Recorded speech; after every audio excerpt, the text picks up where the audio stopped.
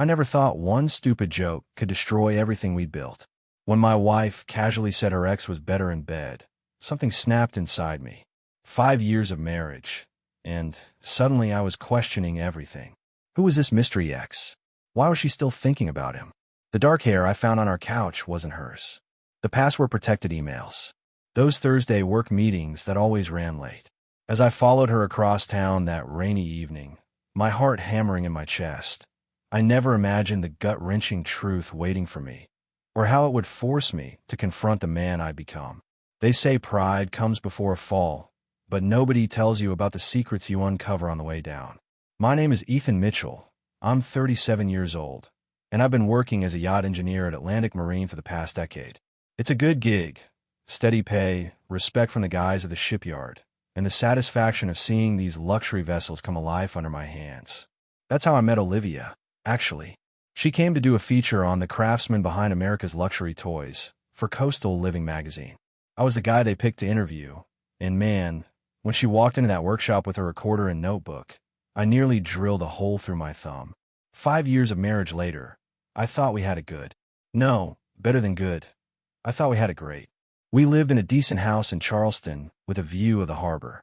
We had friends, weekend barbecues, plans to start trying for a kid soon.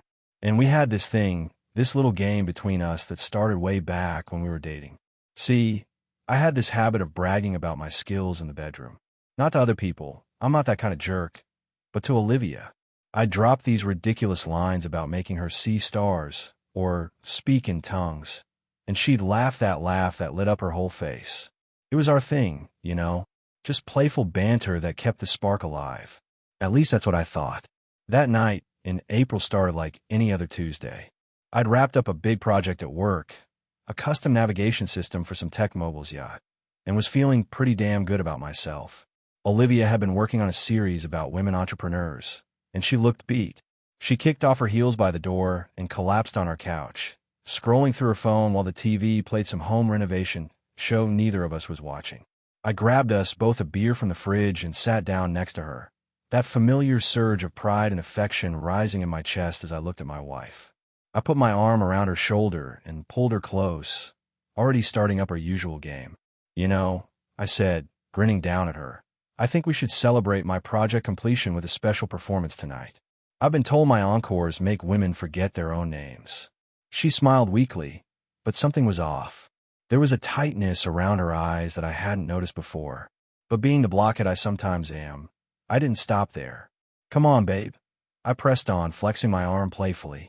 Don't act like you're not impressed by the Mitchell magic. That's when she put down her phone, looked me dead in the eye, and said the words that would crack our life wide open. My ex was always better than you in bed, Ethan. Time froze. Her words hung in the air between us like a physical thing. I felt my smile fade, replaced by something cold and unfamiliar. The TV droned on in the background, but all I could hear was that sentence replaying in my head. My ex was always better than you in bed, Ethan. I waited for her laugh, for the just kidding that would make this another one of our jokes. It never came. Instead, I watched as her own expression shifted from defiance to shock, like she couldn't believe what had just come out of her mouth. What did you just say? My voice sounded strange, distant, like it belonged to someone else. Olivia's hand flew to her mouth. Ethan, I didn't mean. I stood up abruptly, beer sloshing over the rim of my bottle onto our rug. I barely noticed. No, don't. Without another word, I walked out of the living room, down the hall, and into our home office. I closed the door behind me with a soft click that somehow felt more final than if I'd slammed it. I sat in the dark, staring at the screensaver on my computer. Ironically, a slideshow of photos from our vacation to the Bahamas last year. My mind was racing. Had she been comparing me to her ex this whole time? Was she thinking about him when we were together? Was our entire relationship just a second-best consolation prize? And who was she even talking about? That pretentious photographer Craig she dated in college?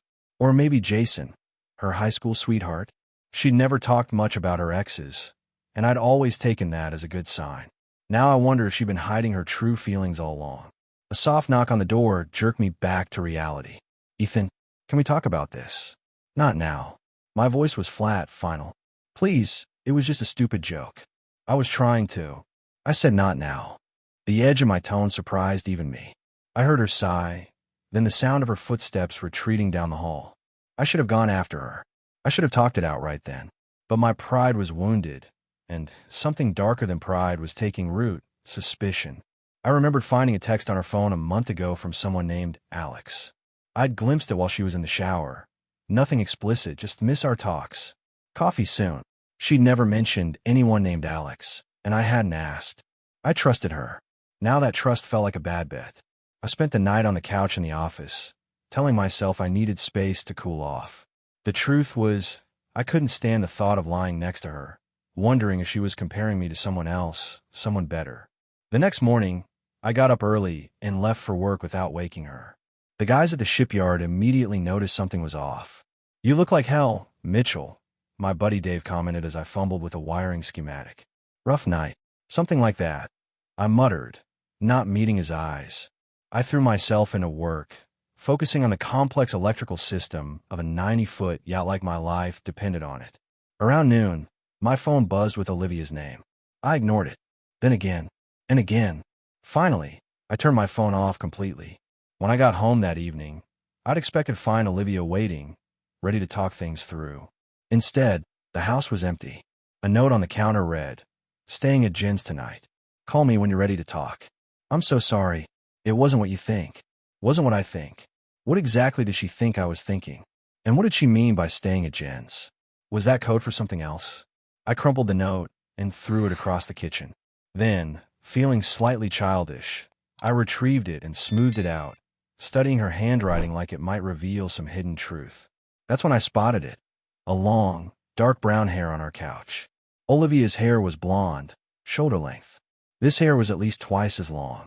I told myself it was nothing. Maybe one of her interview subjects. Maybe Jen had visited earlier.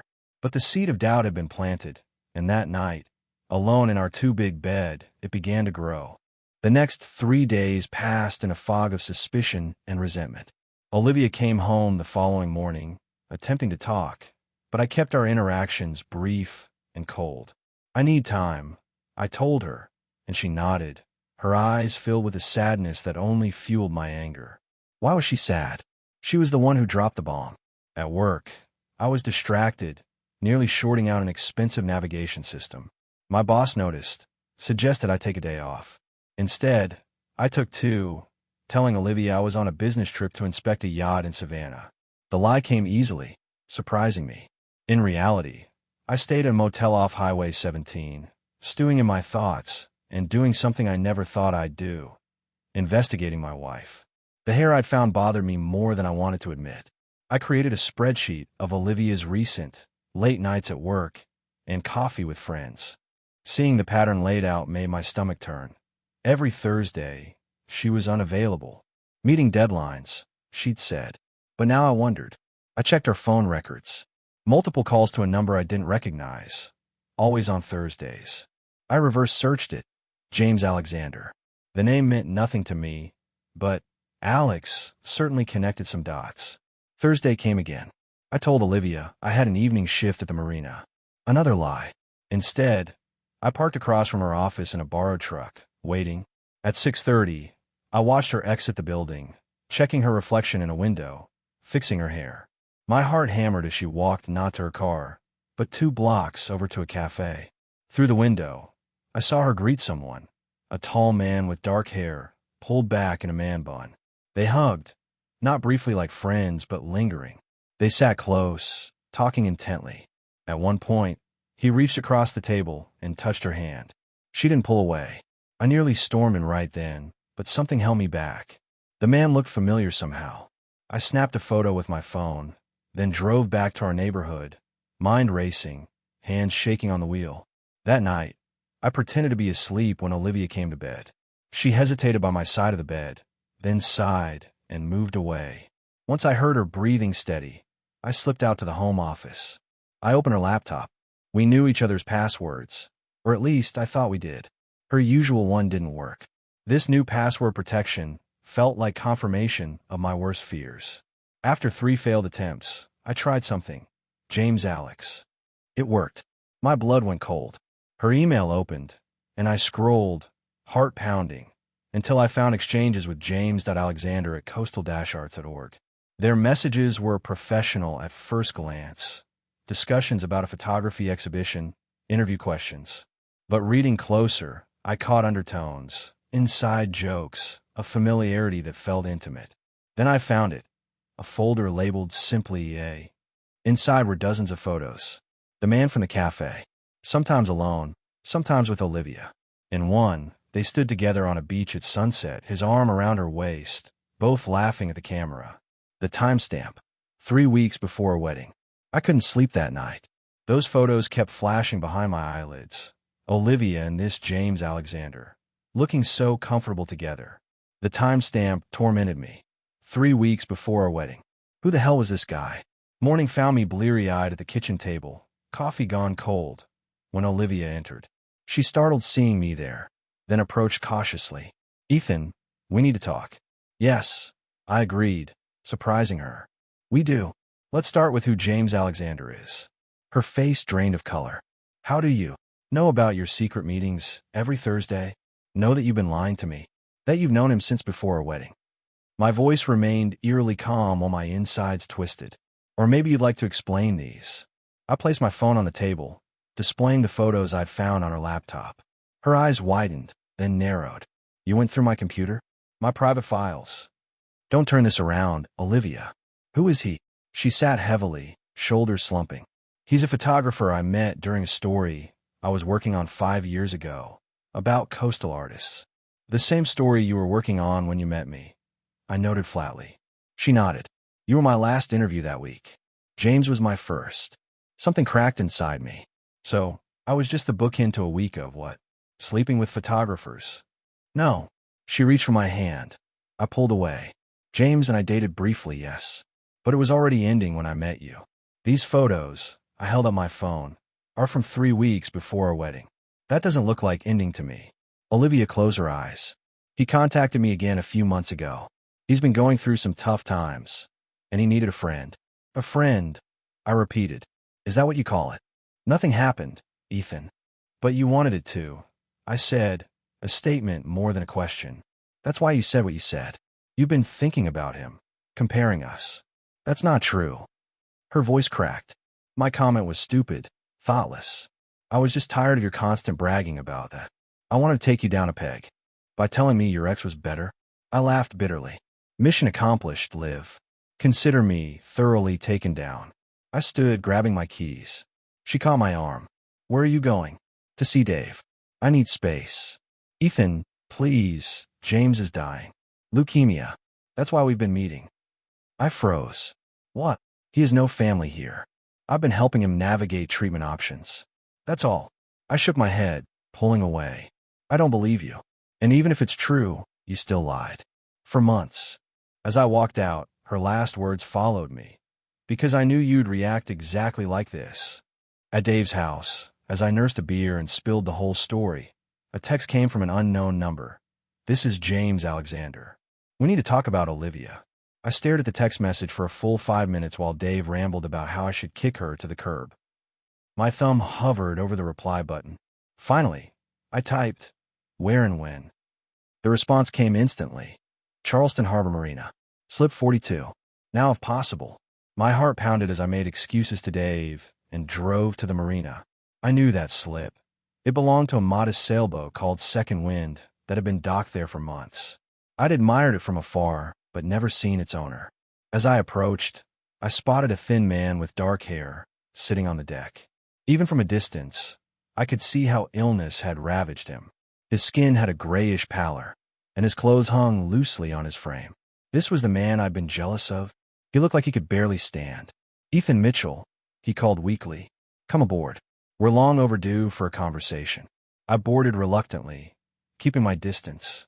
"You said you wanted to talk about Olivia." James nodded, gesturing to a seat across from him. "She doesn't know I'm doing this. She'd be furious if she knew." "Why?" I demanded. "Because you're revealing your affair?" He laughed, a sound that dissolved into a coughing fit. When he recovered, he fixed me with penetrating eyes. "There is no affair, Mitchell. There never was. At least, not since you came into the picture." "I saw the photos," I said flatly. "You and her, 3 weeks before our wedding. Ah, he nodded. The farewell weekend. The what? James pulled out his phone, tapped through some pictures, then handed it to me. It showed the same beach from the photos I'd seen, but zoomed out. Olivia and James were there. Yes, but so were 8 other people. That was my goodbye party. I was moving to Oregon the next day. All my friends from the arts community came to see me off. I scrolled through more photos, seeing the wider context that Olivia's carefully cropped versions had hidden. A group celebration, not a romantic getaway. Why did she save these pictures? Why meet with you secretly? I asked, still suspicious. James sighed heavily. Because 6 months ago, I came back to Charleston to die, Ethan. Acute myeloid leukemia. The treatments in Oregon failed. He pulled back his sleeve, revealing a medical port in his arm. Olivia's been helping me navigate hospice options, connecting me with specialists. She didn't tell you because... He hesitated. Because what? Because I asked her not to. His gaze was direct. I didn't want to be the dying ex-boyfriend, a burden on her new life. She argued, but respected my wish for privacy, even when it caused problems with you. I felt sick. So all those Thursday meetings were helping me review medical options, get my affairs in order, sometimes just sitting with me through chemo when no one else could. His expression hardened, and in return, I made her life hell by swearing her to secrecy. I sat in stunned silence, shame washing over me. Olivia loves you, James said quietly. What she said to you, that was wrong. But ask yourself, how many times did you push her to the breaking point with your, shall we say, theatrical confidence? I had no answer for that. I left James's boat with my worldview completely upended. Everything I'd suspected, every scenario I constructed in my mind, had been wrong. My wife wasn't cheating. She was supporting a dying friend who had once been more than a friend. And I'd responded with suspicion, accusations, an invasion of her privacy. I drove home in a daze, rehearsing apologies that felt woefully inadequate. When I pulled into our driveway, I noticed Olivia's car was gone. A note on the door read, "At my sister's. Call me when you're ready to talk." I texted her immediately. "I'm ready. Please come home." While waiting, I paced our living room, replaying our argument and everything that followed. James's words echoed in my mind. How many times did you push her to the breaking point? The truth hit me like a sucker punch. My game of boasting about my prowess wasn't the harmless fun I'd imagined. It was a constant, repeated assertion of superiority that had gradually worn her down. What I saw as playful banter, she experienced as pressure to validate me, to respond with admiration, to never challenge the image I'd created of myself. When Olivia arrived an hour later, her eyes were red-rimmed and wary. She stood in the doorway, arms crossed protectively over her chest. "You wanted to talk," she said flatly. "I met with James." Her eyes widened. "He contacted you? Why would he?" "Because he cares about you," I interrupted. "And he didn't want my stupidity to ruin our marriage." "Your stupidity?" A flicker of surprise crossed her face. I gestured for her to sit. When she did, I remained standing, unable to contain my nervous energy. "Liv, I've been an idiot. I jumped to the worst conclusions, invaded your privacy, accused you of things you didn't do. I ran a hand through my hair. All because my ego couldn't handle one comment, a comment I probably deserved after years of, what did James call it? Theatrical confidence." A ghost of a smile touched her lips, then vanished. "Why didn't you just talk to me, Ethan? Ask me directly about James instead of sneaking around like a detective." Pride, I admitted. Wounded, stupid male pride. It was easier to assume the worst than to ask questions I wasn't sure I wanted answers to. She nodded slowly. "James is dying, Ethan. He's got maybe 3 months." "I know. He told me." I finally sat beside her, not touching, but close. "What I don't know is why you kept it from me. Did you think I wouldn't understand?" Olivia sighed deeply. "At first, it was about respecting his privacy. Then," she hesitated, "then I was afraid you'd be jealous, even though there's nothing to be jealous of. And then it had gone on so long that telling you felt impossible. Because of how I'd react, I finished for her. Like the insecure jerk I proved myself to be." "That's not fair," she said softly. "I should have told you anyway. Marriage shouldn't have secrets like this." We sat in silence for a moment, the weight of mutual mistakes heavy between us. About what I said, Olivia finally spoke, her voice barely above a whisper. It was cruel and untrue. I just wanted you to stop making everything about your performance, like that's all that matters between us. I get it now, I said. I've been making our intimacy about my ego, not about us. Our conversation lasted deep into the night. We talked more honestly than we had in years, perhaps ever. I listened without interrupting, without judgment, a skill I realized I'd neglected for too long. There's something else you should know, Olivia said as night turned toward morning. What is it? I asked, trying to stay calm. She took a deep breath. Remember that weekend I went to New York for the magazine conference 3 months ago? I nodded. She'd been gone for 4 days, calling each night to check in. There was no conference, she said quietly. I was with James at Memorial Sloan Kettering. He was getting a second opinion, and he needed someone there when they delivered the news. I felt a twinge of hurt, but understanding prevailed. That was when he found out it was terminal. She nodded, tears welling. 3 to 6 months, they said. He didn't want to die in Oregon, alone. That's why he moved back here. Why didn't you tell me then? I would have understood. Because I was already keeping so many secrets by that point. And because I was afraid. Of what? I reached for her hand. That you'd see how much I still care about him, and misinterpret it. The old me would have been jealous. The new me just felt sad that I'd created an environment where my wife was afraid to show compassion for a dying friend. I'm sorry I made you feel that way, I said. I want to be the kind of husband you can tell anything to. She smiled weakly. Does that mean you forgive me? For what I said about, you know? There's nothing to forgive, I said honestly. I needed that wake-up call. She leaned against me, exhausted. Where do we go from here? First, we're going to help James through whatever time he has left. Together. Then we're going to work on us, building something real, not some performance. The next morning, I called Dave to explain I wouldn't need his couch anymore. He responded with skepticism. You taking her back? After what she said? Man, you're whipped. It's not about taking her back, I said, irritated by his simplistic view. It's about understanding what went wrong and fixing it. Together. Dave snorted. Sure, buddy. Let me know when she walks all over you again. I hung up, realizing some friendships might not survive the man I was becoming. Later that day, Olivia and I visited James on his boat. The contrast between the suspicion of my last visit and the openness of this one couldn't have been more stark.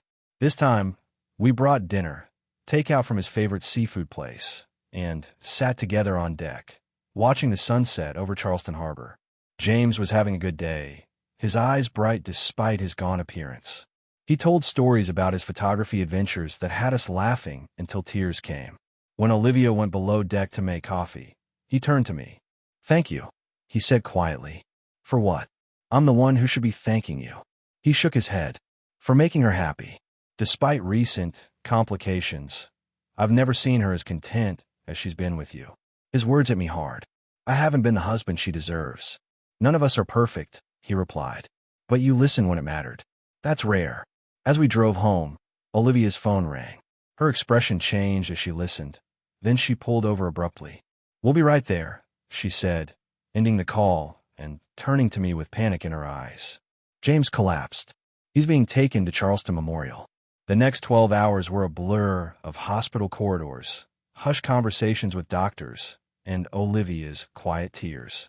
I held her hand through it all, witnessing her compassion for the man she once loved and finding no jealousy in my heart, only respect.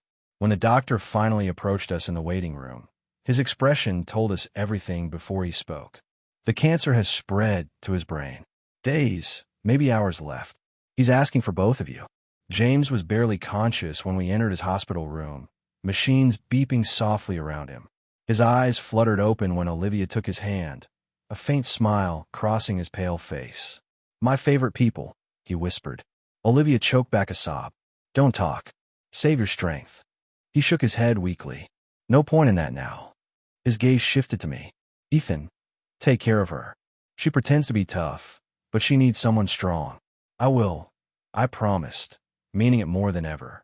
James reached for something on his bedside table, a small envelope. For both of you. Open it when I'm gone. The next few hours passed in quiet conversation whenever James was lucid enough to speak.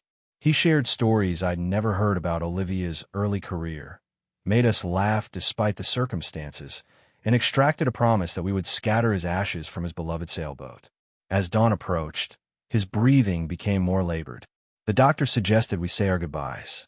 Olivia leaned close, whispering something in his ear that brought a peaceful smile to his face. Then she stepped back, allowing me a moment with him. I bent down awkwardly. I wish we'd met differently, I said softly. Been friends instead of rivals, he supplied, his voice barely audible. We were never rivals, Ethan. She chose you long ago, and she chose well. Those were his last coherent words. He slipped away an hour later, his hand in Olivia's, mine on her shoulder. On the drive home, exhausted and emotionally drained, Olivia opened the envelope. Inside was a photo, not of James or Olivia, but of Olivia and me at our wedding. On the back, he'd written, "The real thing. Never forget it." Also enclosed was a key with a note. "The boat is yours. Take better care of it than I did." I looked at Olivia, stunned. He left us his boat. He knew how much you admired it, she said softly, and he wanted to give us a new beginning. We renamed the sailboat First Light the following week. It became our sanctuary, our place to rebuild what had been broken. 6 months after James's death, Olivia and I stood on the deck of First Light, watching the sunset paint the Charleston harbor in shades of gold and amber. We'd just returned from our monthly sailing trip, where we'd scattered the last of his ashes over his favorite diving spot, fulfilling our final promise to him. He would have loved today, Olivia said, leaning against the railing beside me. Perfect sailing weather. Not too windy, just enough to catch the current. I nodded, slipping an arm around her waist and pulling her close. It was amazing how much had changed since that fateful night when a single comment had nearly destroyed everything we'd built together. The boat had become our sanctuary, a floating refuge where we'd painstakingly rebuilt our relationship piece by piece, learning to be honest about our insecurities, our needs, our true selves. In the months since James's passing, we'd established new patterns, healthier ones. I no longer felt the need to constantly prove myself, to assert my prowess in every aspect of life. Olivia had created boundaries around her work, refusing assignments that would take her away for too long. We'd found balance, something I hadn't realized was missing until we nearly lost it all. Olivia had finished her series on women entrepreneurs, winning a regional award for journalism that put her in line for a promotion. I'd taken on a more supervisory role at Atlantic Marine, finding unexpected satisfaction in mentoring younger engineers instead of needing to prove myself with every project. "I have something to tell you," Olivia said suddenly, turning in my arms to face me. Her expression held that peculiar mix of nervousness and excitement that I'd come to recognize as a prelude to significant news. "What's that?" I asked, brushing a strand of blonde hair from her face. She took my hand and placed it gently over her stomach. "We're having a baby. I confirmed it with the doctor yesterday." Joy surged through me, unlike anything I'd ever experienced. It was pure, untainted by ego or insecurity, just raw, beautiful emotion. "A baby? We're really—" She nodded, tears shimmering in her eyes. 12 weeks along, due in February. I pulled her into a gentle embrace, mindful of the precious life growing inside her. As we stood there, locked in each other's arms, she whispered, "James knew, you know, before he died." I told him when I whispered in his ear that last day in the hospital. Rather than the jealousy that would once have consumed me, I felt only gratitude that she'd shared such a moment with someone who'd been important to her. "What did he say?" "That we'd be great parents," she smiled, wiping away a tear, "and that he hoped our kid would have your engineering skills, but my common sense." I laughed, recognizing James's particular brand of humor. That sounded about right. As darkness fell and stars began appearing above us, I led Olivia to the stern of the boat, where I'd set up a small table with candles and the sparkling cider we now drank in place of wine. We sat together, planning our future in whispered conversations. Nursery colors, potential names, how to childproof a sailboat. "You know," Olivia said as we curled together in the boat's small cabin later that night, "I never imagined we'd end up here when I made that stupid comment months ago." "Neither did I admitted, stroking her hair. "But sometimes it takes nearly losing everything to realize what you really have." She nodded against my chest. "Promise me something, Ethan. Anything. Let's never stop talking. really talking to each other. No more games, no more masks. I promise, I said, meaning it with every fiber of my being. Just the real thing. Always. Outside our cabin window, the harbor lights reflected on the water, dancing like fireflies. First light rocked gently with the tide, cradling our small family as we drifted towards sleep and all the tomorrows yet to come.